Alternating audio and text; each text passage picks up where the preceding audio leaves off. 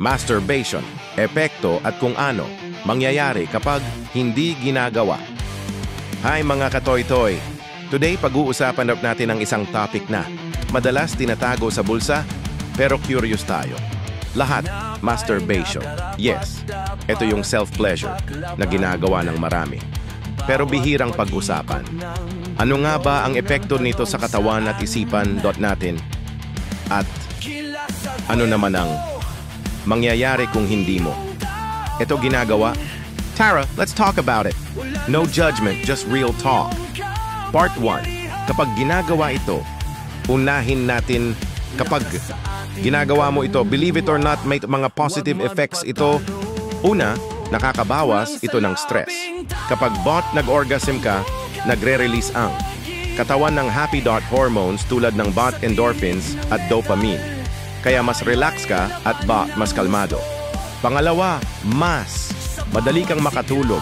Kaya minsan after, parang gusto mo na lang humiga at mag-nap.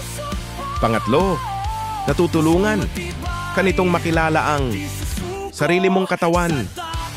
Alam mo kung anong touch ang gusto mo at anong hindi. At para sa mga lalaki, may ilang studies na nagsasabing nakakatulong. Ito sa prostate health kapag may regular ejaculation.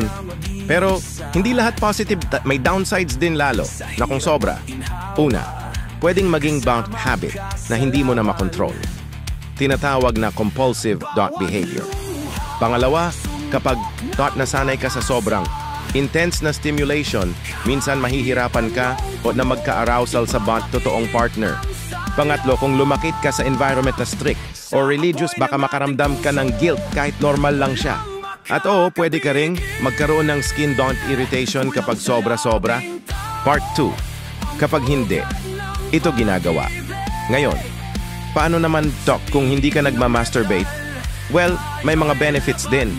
Una, mas may energy. Karaw sabi ng iba, parang lahat ng lakas mo na pupunta sa work, gym o goals mo. Pangalawa, mas malinaw ang isip at mas disiplinado ka. Pangatlo, para sa mga religious or spiritual, may sense of purity or closeness sa faith nila. Pero hindi rin ibig sabihin, zero effect sa katawan. Kapag hindi ka nag-ejaculate, natural na magbo-build up ang sexual tension. At sa mga lalaki, pwedeng magkaroon ng wet dreams, o nocturnal emission. Pwede ring mas maging irritable dahil sa tension. At syempre, baka hindi mo masyado kilala ang sarili mong sexual preferences. Part 3, final thoughts. So, ano ang moral of the story? Masturbation is normal. Hindi ka masamang tao kapag ginagawa mo ito at hindi ka rin weird kung hindi mo ito ginagawa. Ang importante, aware ka sa epekto sa iyo at ginagawa mo ito in moderation o pinipili mong umiwas. Kung mas komportable ka, lahat tayo iba-iba ang katawan at mindset. So don't compare. Kung gagawin mo man o hindi, choice mo yan. Basta healthy ka at masaya ka sa decision mo.